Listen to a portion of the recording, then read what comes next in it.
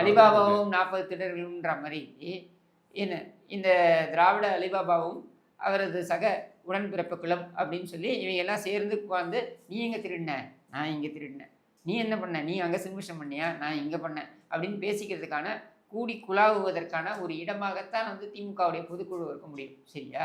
அப்படியான பொதுக்குழுவில் முக்கியமான அம்சம் என்னென்னா, ஊரை கொள்ளையடித்து அங்கே பரிமாறப்பட்ட அந்த ஐர மீன், வஞ்சிரம், இதெல்லாம் ஏகப்பட்டது. அந்த டிஷ் அது வெஜ் சைடு பார்த்தீங்கன்னா veg fish fry, veg chicken fry. DMK உங்களோட அப்படியே 10 வருஷத்துக்கு முன்னாடி இருக்காங்க. அதான் சொல்றாங்க. அதாவது இருக்காருன்னா மக்களை ஏமாளிகள் நினைச்சு அதிமுக குழப்பிட்டு இருக்காங்க. அவங்கள பார்த்தா எனக்கு கோமாளிகளா தெரியுது அப்படிங்கிறாரு. அதுதான் சொல்றேன். நீங்க மக்களை முழுக்க ஏமாற்றி விட்டு எங்களை எந்த கோமாளிகளாலும் வீழ்த்த முடியாது. வெளியிலிருந்து எந்த கோமாளியும் வரணும். நீதான் உச்சபட்ச கோமாளி. உன்னை சுற்றி அதுவும் இந்த காரியக்கார கோமாளிகள். அதாவது